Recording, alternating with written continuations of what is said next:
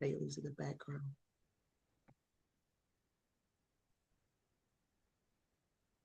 Oh, meeting everybody.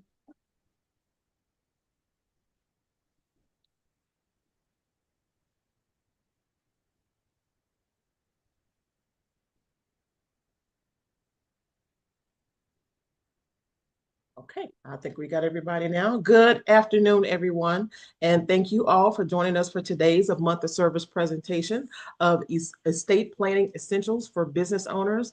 My name is Nia Murray. I am the programs coordinator with Neighborhood Recovery Community Development Corporation, and we are one of the partners in the a month of service collaboration. Also included, we have the City of Houston's Department of Neighborhoods, and joining us today, we have Ms. Cecile Carlson. Also, today with Lone Star Legal Aid, we have Miss Jessie Campbell.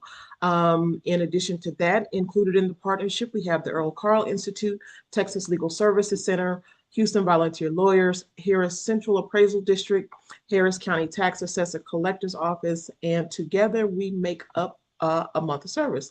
And basically, a month of service is the collaboration of all of our organizations coming together on a monthly basis and offering a variety of different workshops and information and resources to the community relative to asset building, asset protection, the maintaining of generational wealth, and community empowerment.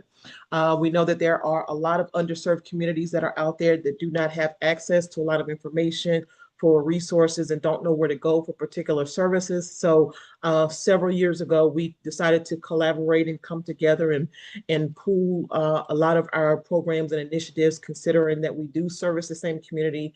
We do have similar missions and goals in mind, and that is to try to empower the community as much as we possibly can with information and knowledge. So we've been doing these presentations together. We used to do them in person, but of course, due to COVID, we've had to adjust to the virtual platform. This platform has allowed us the opportunity to reach even more people, not only throughout the city of Houston, but also surrounding counties and across the state. It has allowed us the opportunity to evolve what we have been offering, because one workshop tends to kind of evolve and kind of incorporate another and another topic and another topic, but we make our adjustments based on the feedback that we receive from community members. And this particular workshop was one of those topics that had come up over the last several months as it relates to estate planning for small business owners or even business owners, period. We offer the first Thursday of each month. Ms. Jessie with Lone Star Legal Aid does wills and estate planning or advanced legal planning, and why do you need it? And we talk about wills and estate planning and things like that for individuals or community members.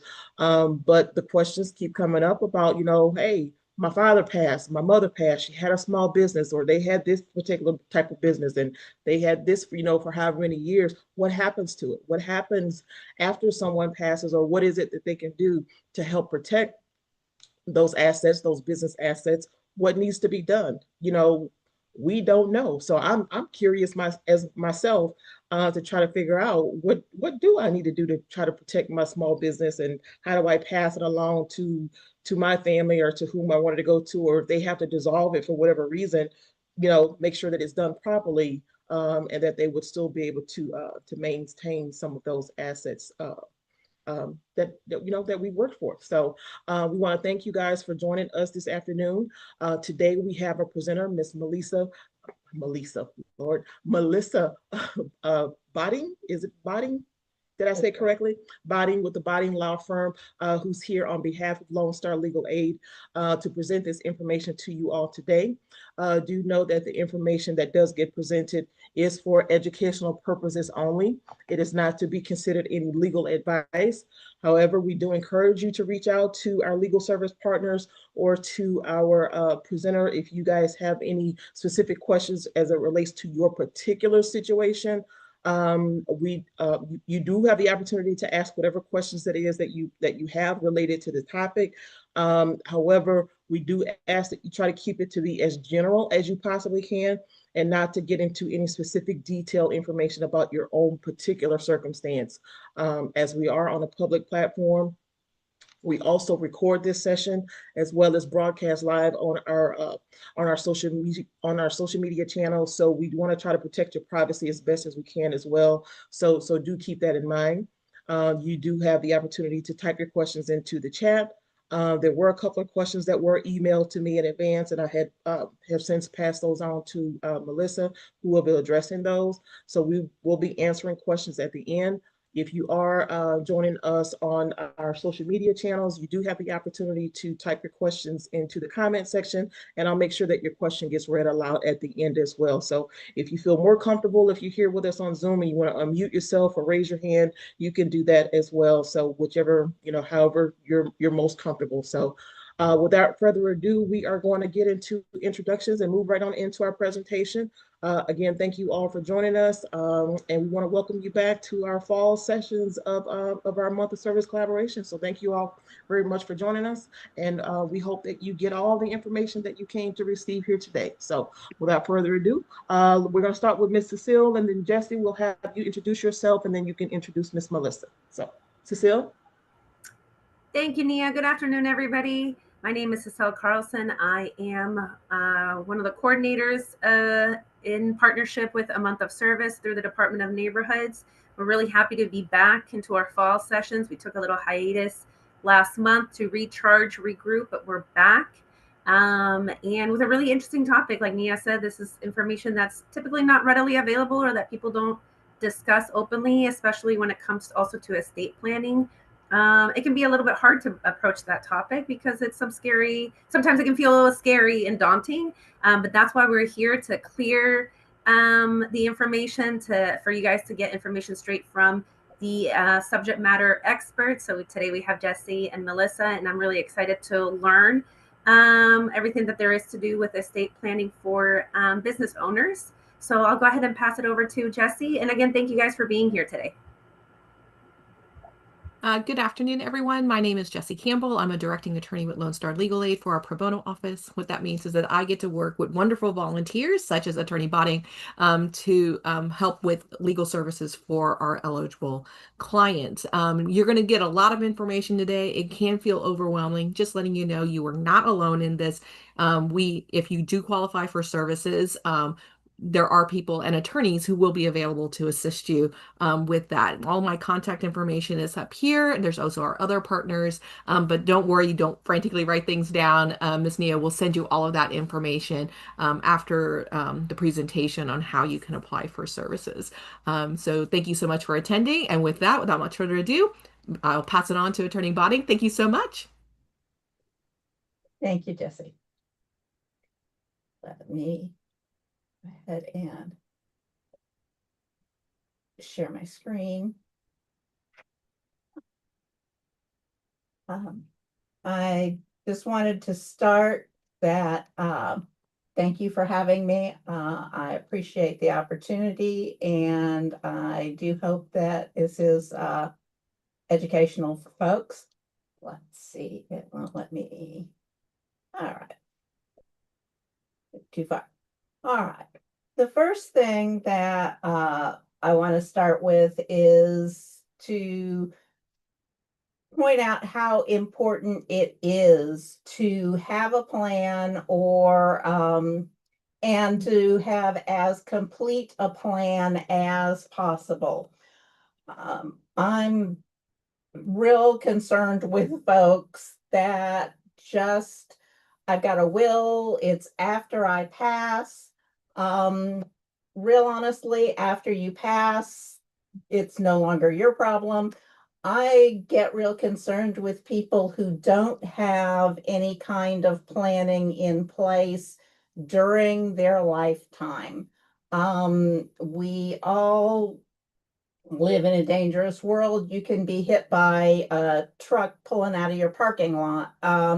So your plan needs to be something that can be implemented whenever it's necessary. During the time that you might be incapacitated, like I said, hit by a truck, not able to take care of your own business, is there somebody who can turn off your automated payments for you so that your bank accounts aren't being distributed for services you don't need or want? Are you able to get the required medical treatments? If your incapacity lasts for a while, are folks going to be able to take care of things? If nothing happens for 3 years, banks will send any money, any financial institution will send whatever your account is to the state. It's achievement after 3 years of inactivity. And 3 years goes pretty quick. Your taxes aren't paid for 3 years. Your real estate can be sold at a tax sale. So these are, your business may be at a standstill and nothing can happen. So these are things that your plan can't just come into effect when you pass away. It has to be a plan that becomes actualizing whenever it's necessary. Obviously, a lot of these things would continue or take place after you pass also, but it becomes expensive for your heirs to have to go into litigation to try to take possession of your assets. And it becomes very difficult sometimes, just the timing. It may already be escheated to the state or sold at tax sale by the time they get through with that litigation. I personally have some real estate that's been in probate litigation for 9 years now. So every year I have to go out to all of the potential heirs and talk about the fact that you guys can either settle, come up with, whatever your resolution is going to be, or invest more money to pay the taxes, or lose it. So once the litigation gets real involved, 3-year escheatment or 3-year tax sale is a real possibility with a lot of businesses. If you're in a partnership, you're also going to want to think about the fact that if your partner is injured, do you really want to be partners with their spouse or their children? And do you want them to be partners with your spouse or your children? So there are some real important reasons why we want to be sure that we have a plan and not wait too long to put that into effect. Like I said, any one of us, any day, could be hit by the truck pulling out of the parking lot. So another thing that I like to bring up that I'm sure doesn't embarrass anybody today, but you may want to talk to your friends. What about your email, Facebook, Instagram, all of that kind of thing? Does anybody have access to that? And remember that it's out there forever. But whether or not it can be closed down, removed, deleted, you do have to take specific action in order to name somebody who will be able to take over your digital accounts and either close them, or if it's an account that's for your business, in order to update that and continue to use that. So your digital accounts do need to be included in your plan. Now, I'm going to start with wills. I know that's more of a personal kind of thing that you don't think of it with your business, but you're going to have personal assets and things that aren't necessarily in the name of the business. There may be a truck that you use in the business that you have in your personal name. As you go over a long period of time, everybody is not necessarily careful about making sure that everything is titled in the name you need it titled. So a will is the important piece that will protect you from everything that fell through the cracks. And if you need to fix something, any financial institution, any legal institution, the place that they're going to start before they want to talk to somebody, it's a standard. They're going to ask for a copy of a probated will, order admitting the will to probate, and letters testamentary within the last 6 months that says this is the personal representative of the deceased person. So with everything else that you do, all the other planning that you do, don't neglect the will, because that's going to be the first thing that your heirs are going to need in order to fix any problem that comes up.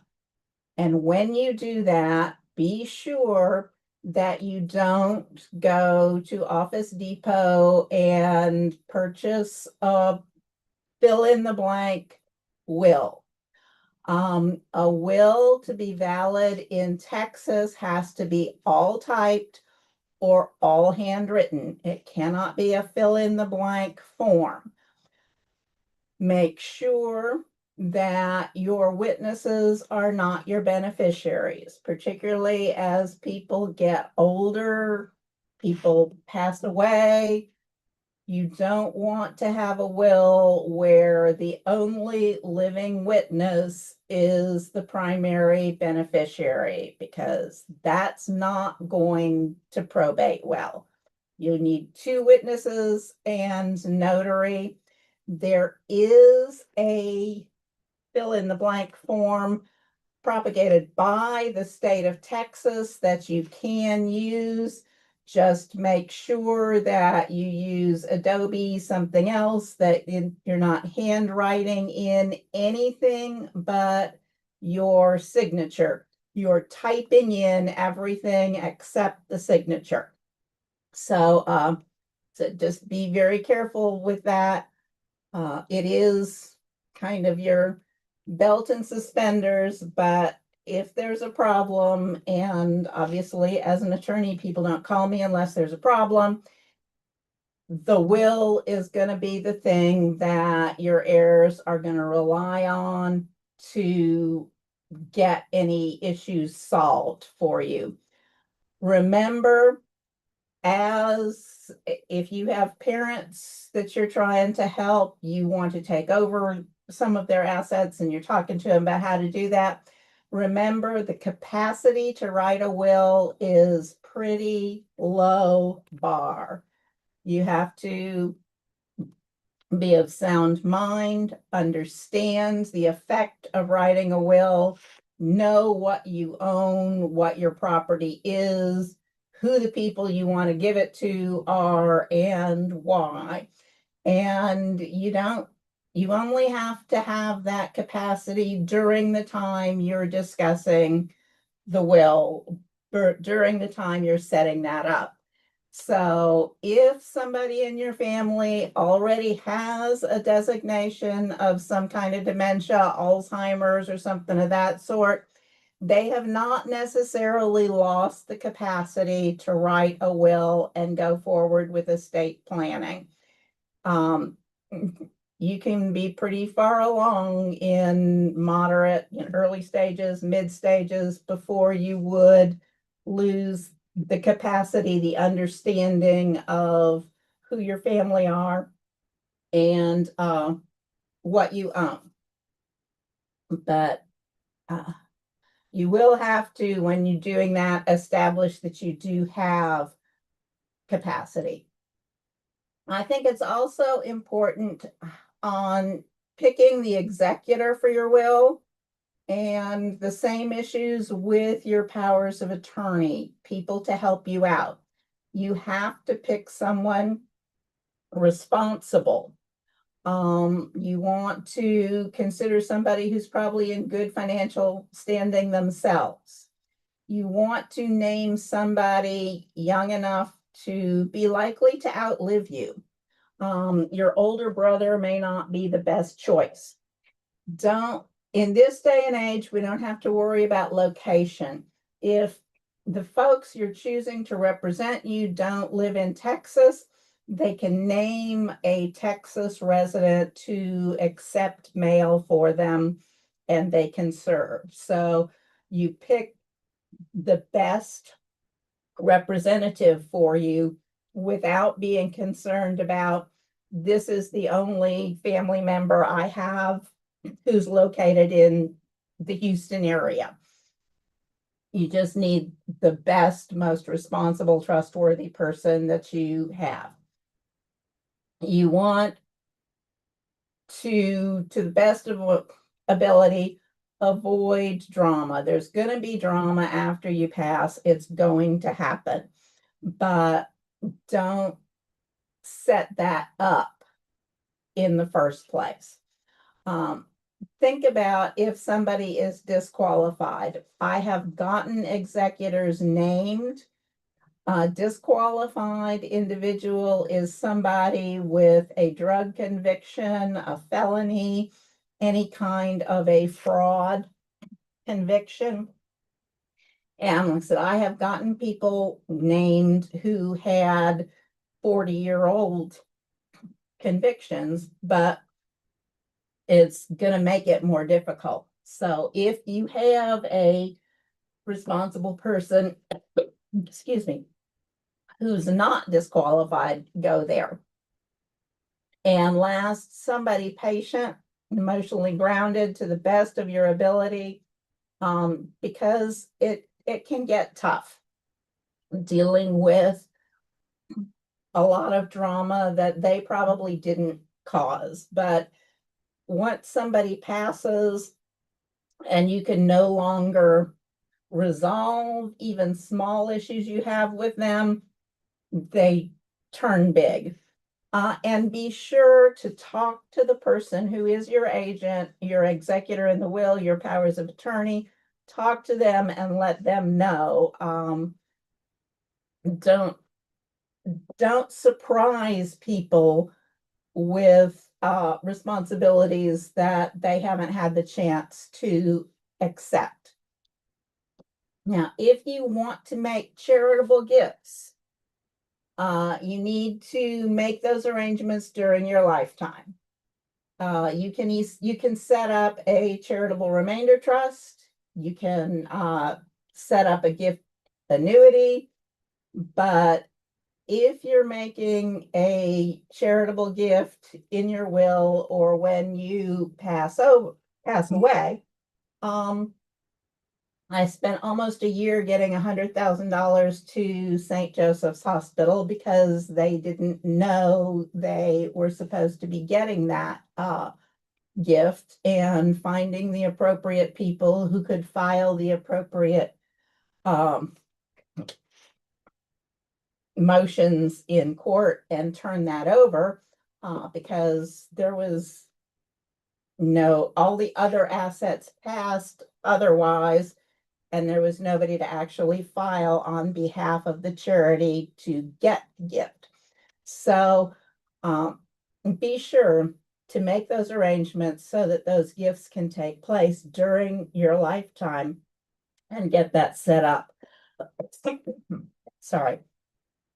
And you want to be sure to the best of your ability that you make those gifts from either appreciated property, IRAs, something of that sort, for tax planning purposes.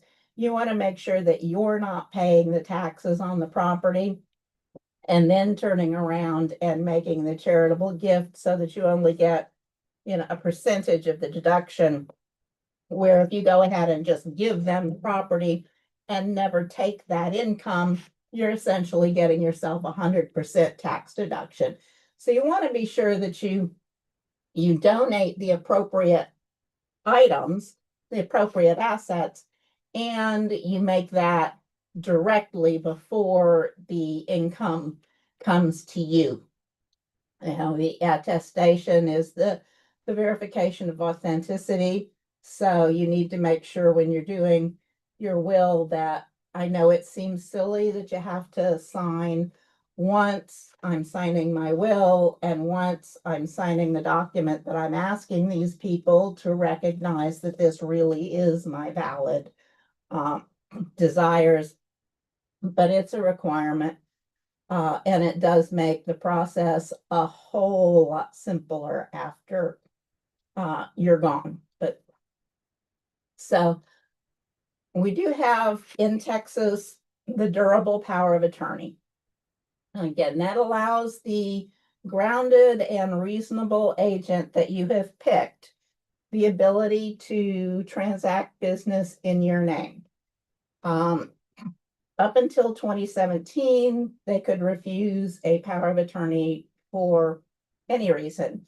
And a lot of that was to protect the banks, and that they didn't necessarily know whether a power of attorney was valid.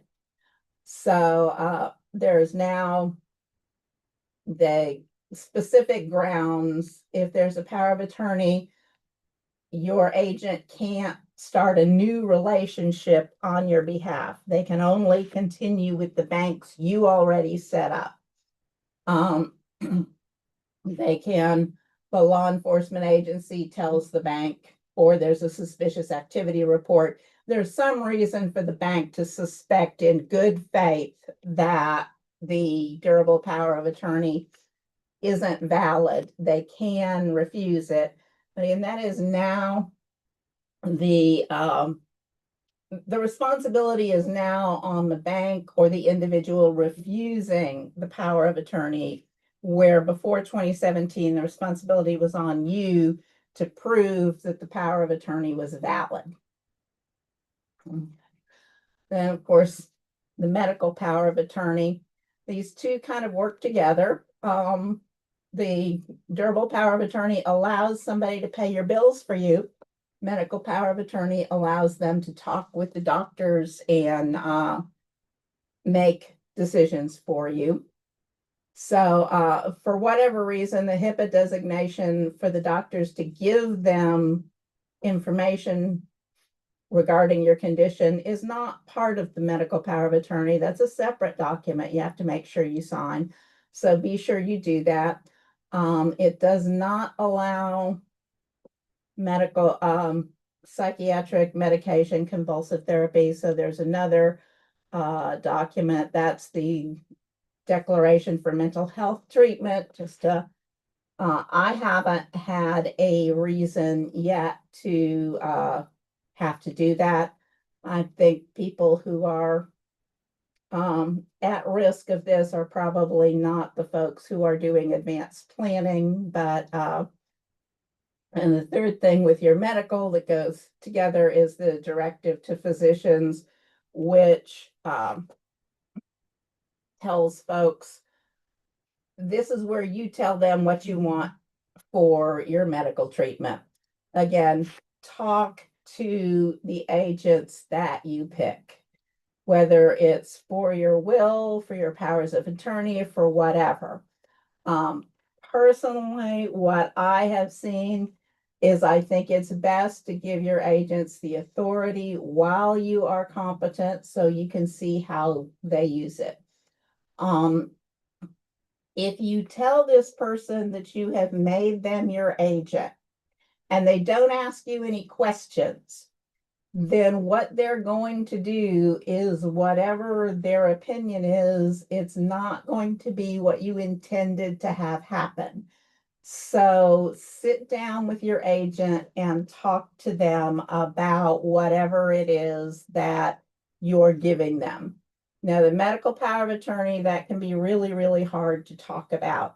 So you probably want to start that discussion on stuff that is less sensitive. You don't want to talk about, if it's about time to pull the plug, I don't want to be on life support for a long period of time. You're going to get to that. But you want to start with something less sensitive. I think one thing that you can talk about, we currently have the federal government looking at maybe decriminalizing marijuana. There are still a lot of people who really don't like the concept of marijuana, but it's a little easier to talk to them about, would you want medical marijuana for nausea? And kind of get into those kinds of things. If you got cancer and you were nauseous, would this be something you would want to have as a treatment? Is a better place to start than, when you say you don't want to be in, a lot of machines for a long period of time. Is a long period of time 3 days? Is it 3 weeks? That's a tougher conversation to have. So start with less sensitive stuff. If the person gets offended and they start out with, well, why are you being so specific? Why are you being so specific? If they can't even talk to you about what it is that you want, they're not going to do well when the doctor is standing in the hallway talking to them. Or if we're talking about your financial durable power of attorney where they're making business decisions for you, that's the same thing. You want to start the conversation about, if you had to take over the business, or if you're talking to your parents who are making you their agent, you have to have those conversations about, what do you want done in these various circumstances, or else the agent is not going to know what you want and can't possibly be expected to exercise their discretion in the way that you want it done. So you need to have those hard decisions, those hard conversations with people. And I said, think about some of the less sensitive things to talk to folks about first, to make sure they're the right agent for you. The last thing is, you can set up a designation of guardian. And that can be either the guardian of your person to help make medical decisions, or your estate to run your business, which solves the problem of the refusal to accept a power of attorney. But the guardian has to act in your personal best interest, not exercising instructions you gave them. So the agent is supposed to do what you tell them to do. The guardian is supposed to do whatever is in your best interest. So that's the difference there. Now, you could also have a trust. A trustee has to do whatever it is the trust, whatever you've written in the trust, instructs them to do. But trusts are really, in Texas, oversold, because you've got to administer them, you've got to keep up with them. And that is one of the things that doesn't happen necessarily. I've got one that they set up some mineral rights trust to control mineral rights. And we're in the 3rd generation now. They've lost all the copies of the trust, so nobody has one. So they don't know how to name a new trustee. So the only option is to pay to go to court and get the trust amended so that a new trustee can be named and the trust can start serving its purpose again. But of course, this is, the 3rd generation, and they're in, well, we don't know if it's cost effective for us to make that expense to do that. So here's a trust that serves no purpose. Now, it used to be that the standard for a trust was that by the third or fourth generation, the trust would just dissolve, which for a lot of trusts that people didn't keep up with paperwork, that's probably a good thing. Texas passed a law in 2021 that a trust can now last for 300 years.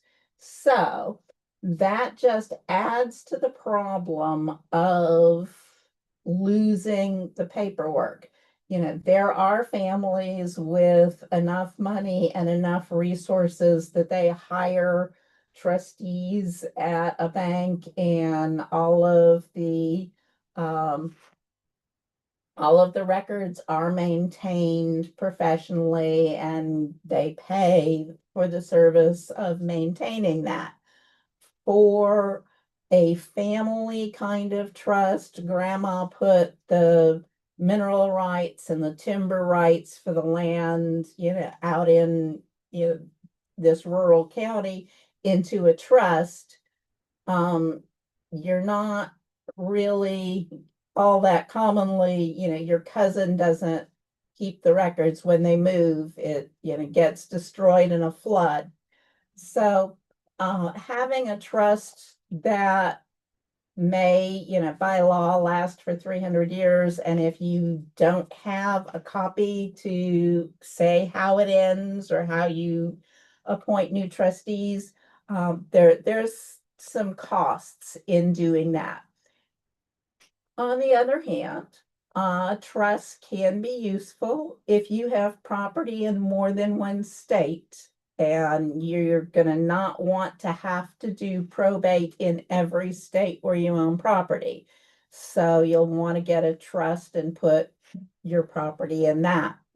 Privacy. There are folks who have stalkers, then yeah, put it in a trust and don't have the fact that you own that property public knowledge.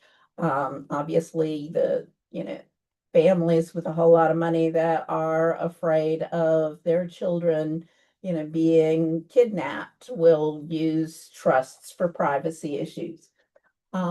If you have pets and you want to be sure that you're caring for them after leave, you may set up a trust with assets designated for your pets. Ways to deal with children for previous marriages, special needs folks that you want to make sure they are still eligible for governmental benefits. And the thing about a trust is the transfer is fast. Now, probate in Texas is relatively fast. Probate in California and New York runs 3 and 4 years for a simple probate. And that's Susie Orman is in California. A lot of folks in New York, those are big media centers. So you get a lot of media push. You need trusts. And like I said, in California and New York, yeah, a trust that will transfer stuff within a couple of months is preferable to a probate that will take 3 years or more. Texas, our probates are really pretty simple. So for us, trusts are really oversold and don't necessarily serve all the purposes that we would like them to.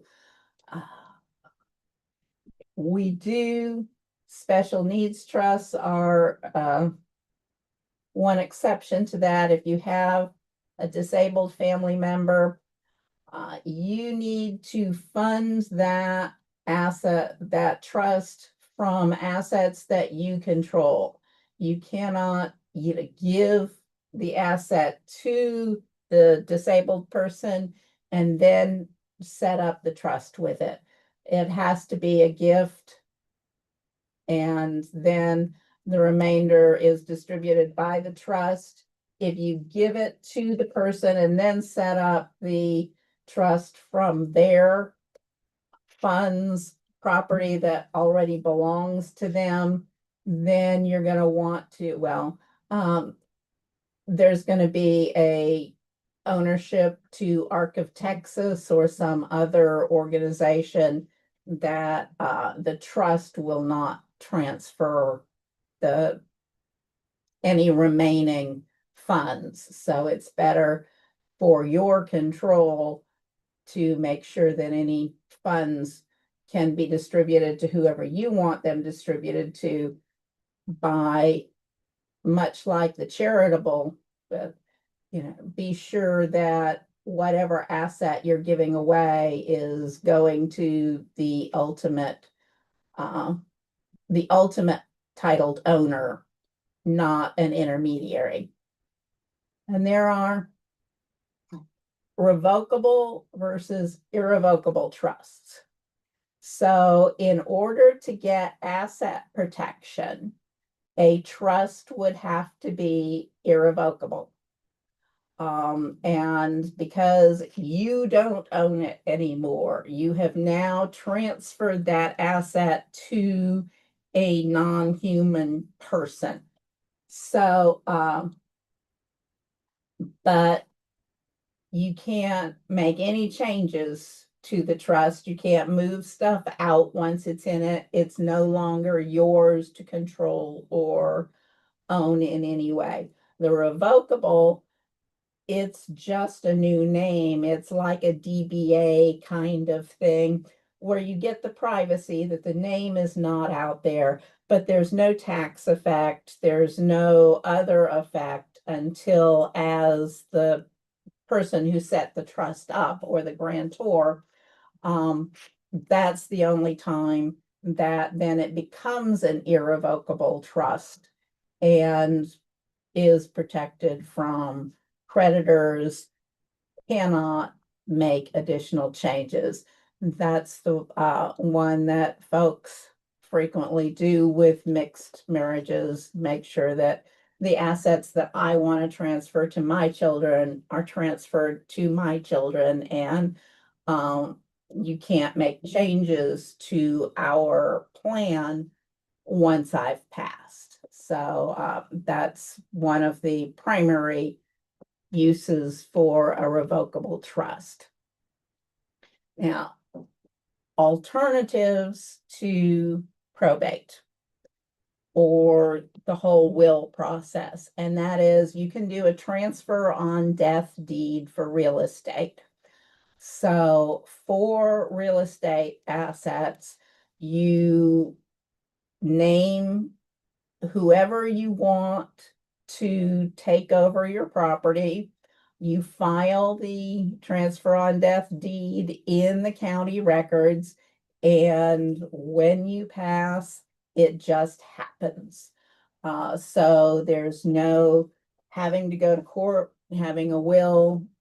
Your real estate will just pass, whether it's your home, your resident, an apartment complex, whatever that real estate may be. For vehicles, there is a DMV form that says if there's no will controlling the car, you just fill out an affidavit to do that. Assets with financial institutions, you can go ahead and set up beneficiaries. You probably want to do that. So it's an immediate transfer, again, like the real estate transfer on death deeds. If the estate that's left after the other financial institution beneficiaries transfer on death, if what's left is still relatively small amount that needs to be transferred, you may be able to do a small estate affidavit for some things that you forgot to deal with any other way. And if there is no will, And small estate affidavit is, there's too much assets for that. An affidavit of heirship may be your alternative. Now, for the business itself, how that's going to be distributed at your death is going to be controlled by the articles of incorporation or bylaws that you write in your business. And I'm always big on telling people that you need to plan the divorce while you still like each other. And by that, I mean, when you set up the business and you're filing your articles of incorporation with the state to set up your LLC, when you're initiating your partnership and you do your partnership agreement, that's the time that you talk about what happens when one of you passes. That's the time that you deal with the questions of, do I want to be partners with your spouse or your child if you're hit by a truck? And those are the things that you're going to put in your bylaws that say, if something happens to one of the members of our LLC, then you have the right to buy out the other one, that you don't have to continue the business with the spouse. Or maybe the spouse gets a non-voting share and only gets an income stream. So whatever it is that you want to have happen with that, that's what you put in your articles of incorporation or bylaws. It doesn't have to be in the articles of incorporation. That's the document that you file with the state. But if you put it in your bylaws that you keep for your business, then obviously it's a little more private. But that's still, when you pass, or when something comes up with your business, that's where you're going to go look for what are the instructions on how to either close down the business or distribute the business, or whatever it is that you're going to try to do at, I said, incapacity. You'll have in there what's the criteria for deciding that someone has sufficient dementia that they need to be removed from the business. Whatever those things are, that's where you spell it out. And that's where you have that discussion when you're first setting up the business. That doesn't mean that if you have an existing business and you haven't done that, that you can't go out and amend your existing bylaws to include those kinds of issues. But listen, I always recommend, when folks are starting a business, to have that thought process right off the start, because a lot of times after you've butted heads for 3 or 4 years, you're less open to compromise, maybe, is what I want to say. So that's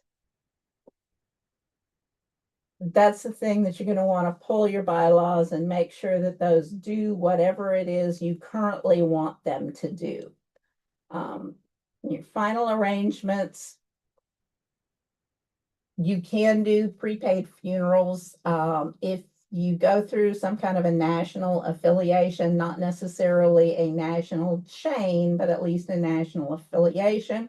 Or if the funeral home has an insurance policy, they frequently have insurance that we'll make it transferable. So say, you prepay for your funeral here, and for some reason you move to New Mexico, and that's where, when you pass, you want to be buried. If you've done the prepaid with an insurance clause, then a funeral home in New Mexico would be able to do that. Again, make sure your agent knows the terms of anything that you have pre-planned. You can, there's just straight up burial insurance that gives a certain dollar amount for your funeral. And there is another option of a designated agent for disposition of remains if you don't have family members, or if the close next of kin might have some disagreements about how they want it to be done. You can designate an agent who will be able to take care of it right away. So you don't have to go through probate of at least 60 days waiting. There's, some pretty famous people who didn't get buried for quite some time while the family fought about it. You don't want that to have to happen to you. Okay. But dementia is a concern. And the population of people with dementia in this country, affected by dementia, is, well, not in this country, but worldwide, is the population of the country of Turkey. So when you're making your plans, you need to be sure that you're planning for the contingency of somebody is going to get dementia. And it is not normal aging. Women are more likely to get it than men.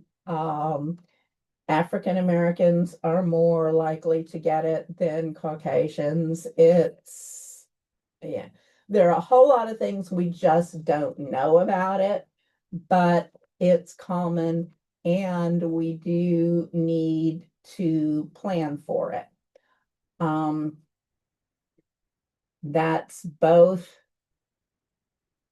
for us and for our parents or others, how we're going to provide care for them. It's estimated that currently 16 billion hours of care a year is being provided by family members, or $272 billion of GDP is just not there because it's unpaid family assistance. So as part of your plan, it is tax deductible. It is a business expense. You probably want to look at long-term care insurance. So on average, women are requiring care for about 7 years, men about 2, and you want to apply for it early. Typically, if you wait until you're 75, no insurance company is going to think that your premiums are going to be sufficient to make it cost effective for them to insure you. If you already have some diagnosed condition, you're probably not going to get it. So look into it at a younger age, because household care is expensive. And it kicks in at the time what you can't do 2 of the 6 defined activities of daily living. So be sure to consider that. Now, we are currently just passed the laws changing, extending the estate tax. So when you're looking at assets, most of us do not have to be concerned about the estate tax. It is $15 million per person. And when I say portable, that is each spouse can make gifts up to 15 million, which means as a married couple, you can transfer $30 million without paying an estate tax. Texas does not have an estate tax. If you have property in other states, you'll have to look into whether that state has an estate transfer tax. Some states, a lot of states actually do whatever the federal government is. Our estate tax is 10%, 15% of the federal tax. So with a basically $30 million estate tax on the federal level, most states aren't having estate taxes now, which explains a lot of why we're increasing other taxes for the states to fund themselves.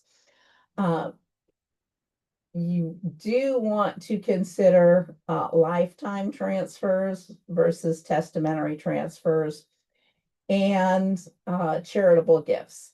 So if you transfer something during your lifetime, one of you will pay the appreciation of the capital gains tax on it. So if it's a testamentary transfer, there's a step up in basis to most assets without any capital gains tax. So you want to transfer you can leave your stock in your business, you can leave the real estate in the will, and you'll get the you'll get the step up in basis for your heirs to not be taxed on the capital gain over the course of your lifetime. Same thing with charitable gift. You can make a loan to the business or the charity. Yeah, make a loan to the charity, and then in your will, you can forgive the loan, and that will be 100% tax deductible, as opposed to just the percentage of tax that would otherwise, the percentage just deduction you would otherwise get. Sorry about that.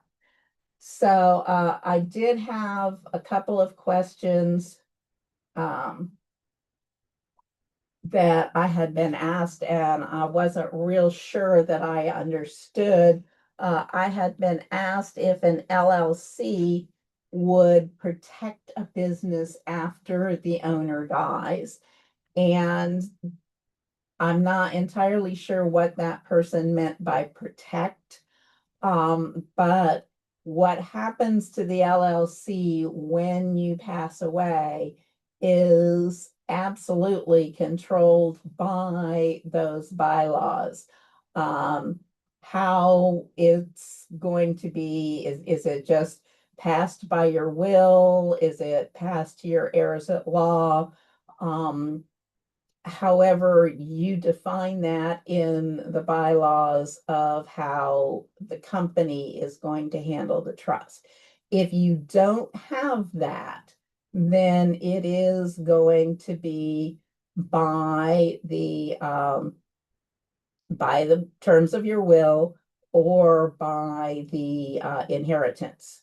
So it's also going to depend on really what is your LLC. So what is it that you're transferring? I have a PLLC for my law firm, but I can't leave my license to somebody else. Essentially, I'm limited on what I can do with anything by my company.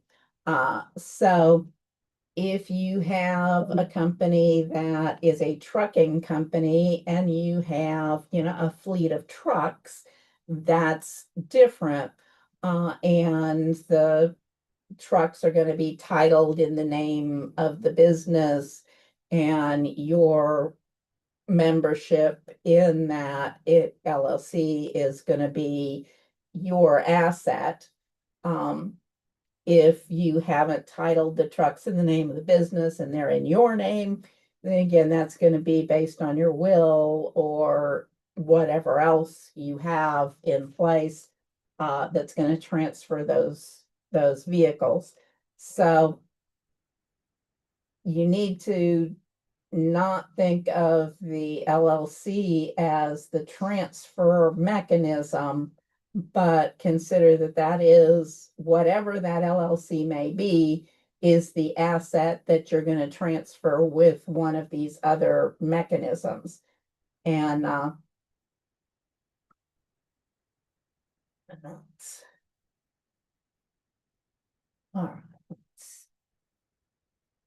right. The question is, let's see, the irrevocable power of attorney for an LLC owner. All right.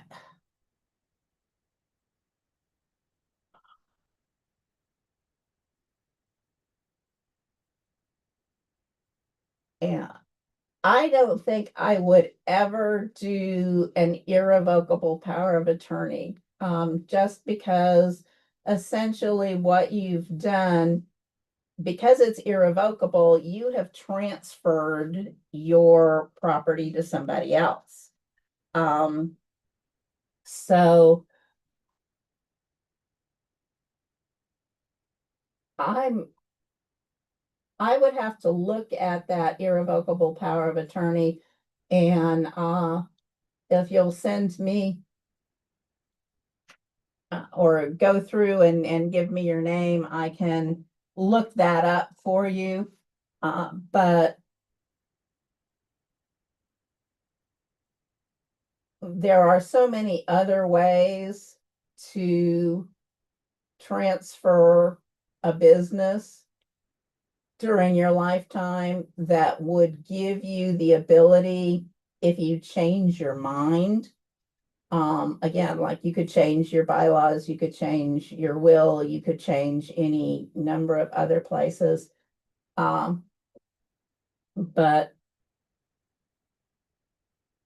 I'm just kind of opposed to something that's irrevocable before you pass, just in case you change your mind. Sorry about that. So, did we have any other questions? Let's see, what was. I don't see any other ones in the chat, but I actually had a couple of my own questions, Okay. so I'll let you finish before because I was kind of writing notes as you were going, so I'll wait till Okay. you're. Well, I'm actually kind of at the end of my plans. I do have some, I list the resources here. Some of the easiest places for personal estate planning, AARP is good. Obviously, the Alzheimer's Association is always great for dementia resources. But I will say, don't shortchange the Texas Area Agency on Aging. They have a lot of programs that are really good, really helpful, not just for businesses, but the Ombudsman program is great for nursing homes, that kind of thing, where there's an assigned person at the nursing home to help your parents, with whatever questions you have. So they do work with people for various benefits, Medicare, Medicaid, Section 8, anything of that sort. So yeah, don't. And I assume that a lot of business folks are in the 50 or over range. So that's why I say, don't shortchange them. They're very helpful. So yeah. And what were your questions? I'm sorry. One of the questions that I did have when you were talking about revocable versus irrevocable trust, how does if someone created one, would they know if it's revocable or irrevocable, or how would they know? It's going to be in the wording of the trust that you wrote. And so if there's a section that says most commonly, this becomes irrevocable on my death. If there's a section on, it's going to say I have the ability to make changes to this at any time during my lifetime. That's going to be the revocable trust. And in most LLC formations, is there a space in there where they kind of create this succession plan or figure out what happens to it in the event? If it's just the one person, it's not like a partnership or anything like that. What happens to the business in the event of their passing? Or is that something that they have to be intentional about adding? You have to be intentional about adding that. The articles of incorporation form for that you file with the state of Texas just asks you if you intend it to be in perpetuity or if you intend it to end on a specific date in the future, which of course most people pick the I want it to last forever, so that they don't have to deal with that. So then I said, you can put various things in that article of incorporation, but most people don't. They usually just leave it kind of at the bare bones form that the state requires you to do. And some people don't do the bylaws at all then after that. But that's where you're going to put in, and like I said, the bylaws you just keep with your corporate books, your minutes of your meetings, all of that kind of thing. And that's where you have to do that. And honestly, I've looked at some of these online forms, and I don't see that. And I think it's an important thing for people to think through. I think a lot of people who set up businesses, as much as in order to start your own business, you have to be an optimist. I mean, you have to have a certain amount of optimism that this business is going to, take off and it's going to do well, or you wouldn't put that energy into it. But then they don't make the next step about, and then what happens with my business, when it grows to, more employees than just me. And so, again, you can update those bylaws anytime. You can create those bylaws anytime, but that's something that you pretty much have to do on your own. Wow. Yeah, I bet that's something that a lot of people really just don't think about. If it's not on the form for them to fill out, they're probably not even thinking about it at all. No, that's sad. And that is, you'll find, most attorneys will laugh about some of these, online forms, and, we'll joke about that's fixing those is one of our big income streams, because they don't include a lot of things that would trigger people to know you really have to think about this. Mm-hmm. Okay. So in the event that it is a sole proprietor or, just a one person kind of LLC, when in the event of their passing, what's the step for the family members? What do they have to do then to start that process? Are they supposed to go out and talk to an attorney to get them to transfer assets or move them around, or do they just do this on their own? Like, what happens? What's next? Well, yeah. Hopefully, the person who set the business up has talked to an heir, somebody, and if there are bylaws somewhere that do that. And that's hopefully that is. I always recommend to folks that they put their important papers, if nothing else, in a Ziploc bag in the freezer, because somebody's going to clean out your freezer. The things that folks are going to have, know, whatever, to take care of things after you're gone, if you don't have a fireproof safe, if whatever. So hopefully you've got those documents somewhere. And then it's going to depend on what you have. The assets are in the name of the LLC, then you may have to, probate the will so that the LLC membership goes to somebody. The bylaws may say in it that, this is going to go to this person specifically.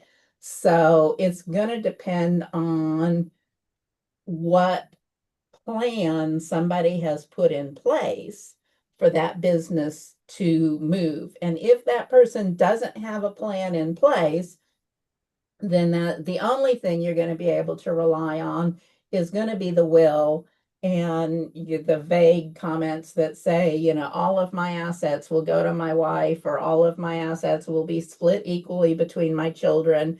Then you'll have to get yourself named as executor, or get the letters testamentary that have to be renewed every 6 months. And then you're going to take that letter testamentary and start selling the trucks, or whatever it is you want to do, or transfer the business into your own name if you want to continue the business. But if there's no other plan in place, then it's going to be their will in the residual clause is going to cover their ownership of that LLC. Okay. Interesting.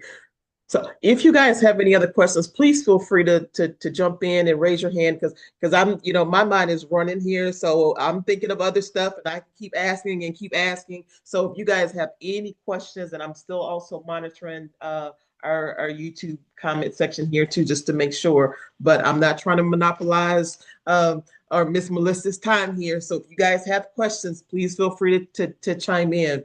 So the other question that I have is about the business expenses as well. Are those things handled just like if it was a regular will, that the LLC or whoever's now in charge of the LLC or whatever, are they to pay off the creditors? And what happens when there's those business expenses that still need to be paid out? Or what happens, in that Yes, regard? all those expenses still need to be paid, because the LLC is the asset, and you have to get down to what the net value of that asset is. So you pay off the creditors of the LLC, and what you have left is the value of the business that you're passing on to somebody else that this other person is taking over. You're supposed to, and I say this, if you're closing down the business, then you have to go through the process with the state of Texas to close the LLC, the same way you had to go through the state of Texas to open the LLC. Honestly, I have not found the state to really do anything, because we've had people pass away that we find they had LLCs that really weren't making money, that kind of thing. We can't find the tax returns, we can't find the corporate ID and we haven't been able to close it down. Now, supposedly there's a $50 a year fine for every year you don't prove that you've filed all the taxes and get the business officially closed. You're supposed to do that. Like I said, a lot of times, if the records aren't good, finding all of the information you need to close that is really hard. And so I have not found the state to take any action against a family member for not getting that done. In that regards, what does a family member do if they never even knew about it in the first place? Like, what do you, I think I that's didn't, the I position the didn't, state takes, that, it was the deceased's issue, and, it's like any other obligation of the deceased that doesn't pass to their their heirs. You know, if if there's no asset to be transferred, if there's no money or financial, eh, then, and if the people don't find out about it, you don't have an obligation to even investigate the finances of a decedent until after you're named as an executor. So yeah, there's no liability to a family member who doesn't know about it. Hmm. I don't think Okay. there's any liability. There's no obligation to search for it. Okay. Interesting. When you mentioned, like if someone has like a fleet of trucks or something like that, do are they or are the heirs required to if the trucks aren't paid off or whatever, do they just turn them back over? Are they required to sell them to pay off debts? Or, how does that work? If you've got equipment or something in an office and Mhm. you've got printers and whatever, just inventory, you've got stock, you've got merchandise, you've got all of this stuff. Is this stuff to be sold to pay off the business expenses that are still left, or does it just sit? Well, I mean, if you're taking over the business, then you're taking over all the assets. And it's your responsibility. If what you're choosing to do is to, you've taken over a nursery and you're, selling all of the plants in order to pay off the debt, then hopefully at the end there's a profit you're going to receive. If, you take it over and there are losses, there's more debt than there is um asset, what I would do would be see if the creditors force your business into bankruptcy. I mean, that's an option. And, make them take it back, whatever trucks or, whatever that may be, and get a bankruptcy court to auction it off. So there are some ways to do that if it's not going to be profitable when you're done. But obviously, if all of the assets are in, it's a DBA, it's, whatever, all of the assets are in the name of the individual, then whatever you get in your inheritance from them, you deal with. If the assets are in the name of the business, then yes, first they have to go to paying off that debt. But if the will or whatever else leaves you a business, and again, it's not profitable, you can refuse to accept the bequest. So, there are some things that you can do if the business is not profitable. And it's, listen, when you talk about, just leave it and let it go rather than paying off the debt, then yeah, there are ways you could do that. You could deny the bequest and, not be bothered with it, at which point, if a creditor wanted to, they could go to probate court, file, whatever, and take over the assets themselves. There would be ways creditors could do that. But What happens if you've got a business where you're offering a service and something happens to the person that's supposed to be providing the service as opposed to a product? At least, with a trucking company, somebody can get their trucks back. But if you were already paid for a service and now unfortunately the person passes or something happens to them, and then now they can no longer provide that service. What happens? How does the client then? What happens to the client then in that regards? And I'm asking this question because I had a friend of mine whose attorney actually had a fire. All records, everything was completely destroyed, and then the attorney immediately got sick right after the fire and could no longer then perform the service. I mean, and couldn't do anything, but the attorney had already been paid. So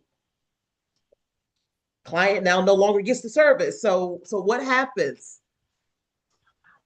Well, yeah, that's difficult. As an attorney, we're supposed to, if we're sole practitioners like me, we're supposed to have somebody else that we have a relationship with that will take over for us. And I've done that for several attorneys, but I've had exactly the problem. I have a case now, which is exactly the problem that your friend has. um, the attorney went on mission and doesn't appear to have ever come back, um, and never made arrangements for his cases. Unfortunately, that's a civil fraud case, of I paid this person, they didn't provide the service, but is it, is it worth suing the person to get your money back? Do they have it? Do they, but that's your option there. If as a client, somebody has, just gone out of business, it's the same as the person who comes to your door after a hurricane and says that they're going to work on your roof, and you give them 50% down so they can go get the things they need to work on your roof, and they never come back. Sorry. As a business owner, is there something that can be put in place prior to, not just saying necessarily attorneys, but if there is a service or something to be performed that can protect them That can in the protect your event? clients. Yeah, you can get business insurance on that. Yeah. Now, is the client going to know that you have that insurance and know that they can apply against it? Is that in your, agreement with them? Is that in your initial documents when they hire you? But yeah, you can make an arrangement for that, to have an insurance policy or something along those lines to do that. But then you have to do the affirmative informing them that exists for them to, I'm sorry, to file against. Now, there are certain businesses, construction is one, where the state of Texas, it's been enough of a problem that the state of Texas requires people in that industry to have a bond. Mhm. And if people know about that, then they can go file against that bond for people in that industry. But it hasn't been a big enough problem for Texas legislatures to have required every business to do that, or to require every business to have insurance for it. Okay. Is there a tax filing that has to be done similar to for the business, the same as an individual? Example, or what I meant specifically. So when someone passes, you have to open up a bank account in the name of the estate to pay off all the creditors, file the final tax return. Is there something final that needs to be done like that for a business owner as well, or for the heirs of the business owner? Do they have to do that kind of No, thing? not specifically. Now, if you had the business and your it was a single member LLC, and you filed that as a Schedule C on your personal 1040, then in your final tax return, you're still going to have that Schedule C in your 1040, and that's going to close it out in that final return there. If the business is filing its own tax returns under its own tax ID number, then it's going to file its taxes for that year. And if you close it down, then, you get the notices from all of the agencies that, yes, all of the taxes for this business are paid, and you can officially close it. Or if you just never file taxes again under that EIN number, then it again depends on what taxes you've been paying while the company existed. But in order to close it, you would have to get the letters, the certification from the comptroller that all of the sales taxes required were paid, all of the franchise taxes required were paid, in order to close it. Okay, and then my last question here. So if you wanted to then leave your business and somebody was to is intended for somebody to take over your business, what do those heirs do? So if it's a small plumbing company or something like that, and it's family owned, kids have been working there, you're now supposed to take over the business for dear old dad who's passed away. What do they now have to do to make it all theirs or put it in their name? And again, it depends on how dad had it set up. If it was a single member LLC for dad, and it's not somewhere in the bylaws on what you want to do, then you can go out and file an amendment to the articles of incorporation and list the new owners for the business and file that with the state of Texas and take it over. If it's had its own EIN, you just keep filing the next year's taxes as if nothing had changed. But you do have to change the owners listed with the state of Texas. And that's with the Business Records Office. There's an option for changes to the articles of incorporation, and one of the boxes are, we're making this change according to the processes that are spelled out in our articles of incorporation and bylaws.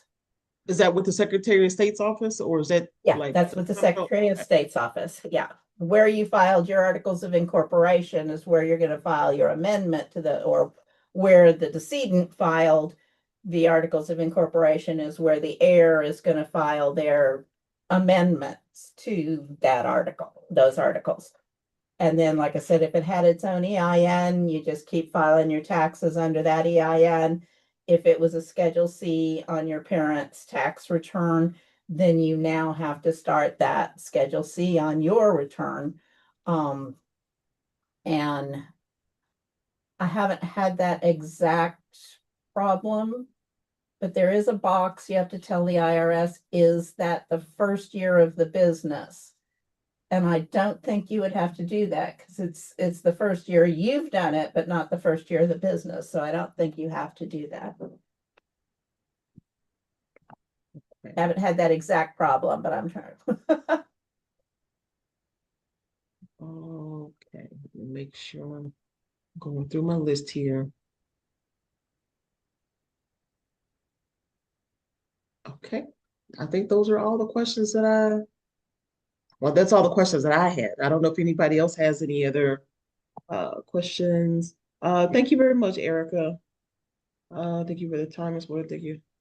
You're very welcome. Are there any other questions from any other participants that are here? Everybody's been pretty quiet here today. We usually get a little bit more interaction and engagement from folks, but I don't know if you got everything that you needed, or if there are any other specific questions that I was just, again, going off the top of my brain here as I was kind of hearing some things. So I don't want anybody to walk away not getting any information that they didn't. Well, I think you have my contact number, so I guess I can, if folks have questions, I can certainly send them and I'll try to answer. Okay, let me go ahead and give your contact information as well, so that way I can put it in, have it in the chat for the folks when they see it. And I'm adding it in here as I go. And then for allowed for the people that are watching on social media that can't see the chat. So if you could give it aloud.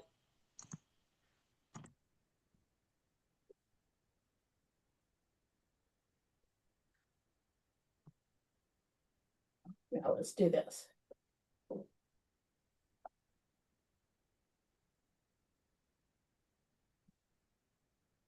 Again, as Melissa said, if there are any other questions, please feel free to reach out to her directly, or if there's something else that comes up. Okay, she has included her email address here in the chat. Melissa Botting. I'm sorry. Pronounce that, please. I don't, because I don't want to call you the wrong. Is it Botting? Botting, yeah. Botting. Okay. Melissa Botting. Email address is Botting, BOTTING, the number 11 at gmail.com. If you have any questions to send to her directly. So it is included in the chat. Again, we did record this session, so we will be sending out a link for folks to go back and watch it in case there's something that they missed, or if you want to share it with family members or other folks that may have some questions or could find this information to be useful as well. The resources that she did talk about throughout the presentation, I will be including those in the email as well, along with a link for our YouTube channel. If you guys are interested in following AMOS Houston on YouTube, we are there, where you can see a copy of the recordings of previous presentations that we've done as well. Those are there, and then that link will also be included. So I really do appreciate your time. Thank you very much. You did a wonderful job. Really appreciate it. Thank you, Jesse, for making the arrangements. Again, we've had some folks, that have come on to our regular monthly wills and estate planning session that had questions about their family business and wanted to know what happened. Andrea Cobb wants to, if Miss Cobb, if you could just shoot her an email, she'll send you the phone number and her other contact information as well. But it'll be included also on the email that I send out to you all. And I hope, again, I hope that your questions that you may have had or the information that you would hope to receive was included here today. If you could just take a quick moment following the presentation, you'll see the link for our survey that pops up. Take a minute to just, let us know how you're doing. If there's other information or other topics that you guys would like to have more information about, then please let us know. Provide us with your feedback so that we'll know as we're planning future presentations what it is that we need to provide for you all. So we do definitely want to hear from you and value your opinion and your input as far as the presentations that we provide for you all too. So Ms. Melissa, thank you again very much. Really appreciate it. Ms. Jessie, thank you very much for joining us. And for all of our participants, thank you all for tuning in this afternoon. Tomorrow, no, not tomorrow. What's today? Today's Tuesday. Oh God, already we're on the 14th, 13th, 14th of August. On Thursday, we will have our inherited property and clearing title for inherited property presentation and other probate concerns. And that's going to be on Thursday at 1 p.m. So if you all need more information about that, we definitely invite you to join us. Next week, we have our evictions and tenant rights, as well as maintaining and adding value to your home for those two presentations we've got scheduled for next week. And they are also listed on the website for you all to go back and to register. I will also be sending out the calendar of the August schedule so that you can see everything else that's scheduled for the remainder of the month as well. So that being said, thank y'all very much. Y'all have a wonderful remainder of your afternoon. Take care of yourselves and stay safe, and we'll see y'all next time. All right, thank you.